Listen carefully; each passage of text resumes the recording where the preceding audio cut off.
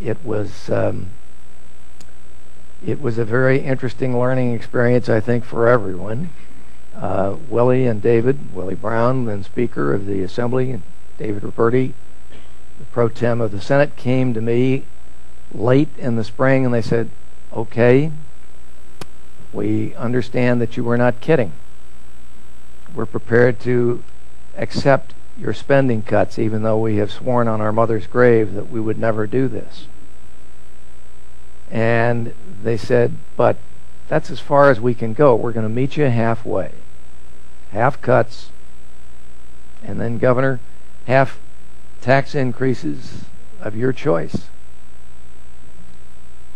I said, I don't like any of them. And actually, he will deny this, I know. But Willie turned to me and he said, or he said, you know, run a tab.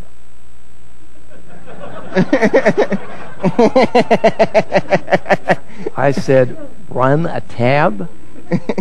Willie, if you haven't read the Constitution lately, there is a sentence in there that says the governor shall submit a budget to the legislature in which revenues and expenditures are in balance.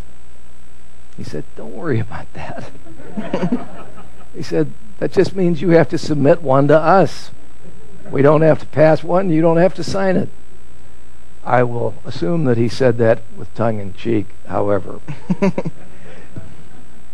Anyway, what happened was that I made the discovery that when we had cut $7 billion,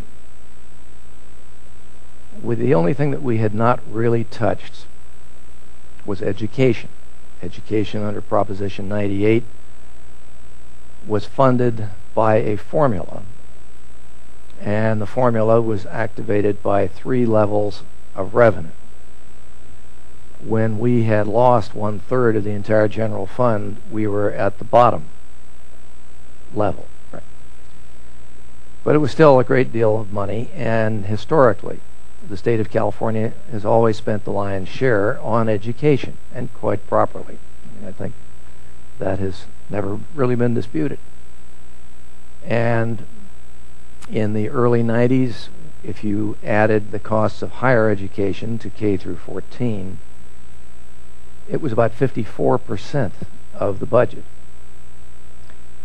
Anyway, when I brought the bad news to the Assembly Republican caucus that Willie and David had said, we will meet you halfway, half taxes, half spending cuts.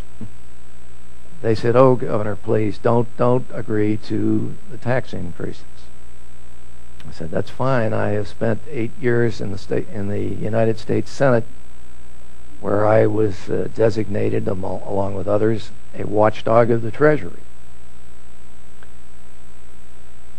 And I said, if that's the way you feel, then, and I paused, and the then Republican leader of the Assembly, Ross Johnson, yeah, nice guy, said, oh, Governor, he said, I do hope you're not going to ask us to support you on a motion to suspend Proposition 98.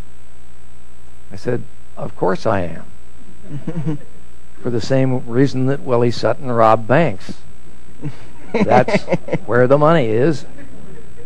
And the time has come, if we are not going to have tax increases, that we have to cut further. So yes, I'm going to ask, and I'm going to ask right now. Let me see by a show of hands how many of you born-again tax fighters are willing to do that. And in that caucus of 33, one hand went up. Anyway, he and I seemed alone. And at this point, I must admit, I lost my temper and said something to the caucus that some folks would probably say was vulgar. And I'm not going to repeat it now. And it included the word irrelevant? Yes. Yes, okay. And anyway, that is how we got through the first year, because finally 8 of them found the stomach to vote for the increases which were temporary and popped off by operation of law.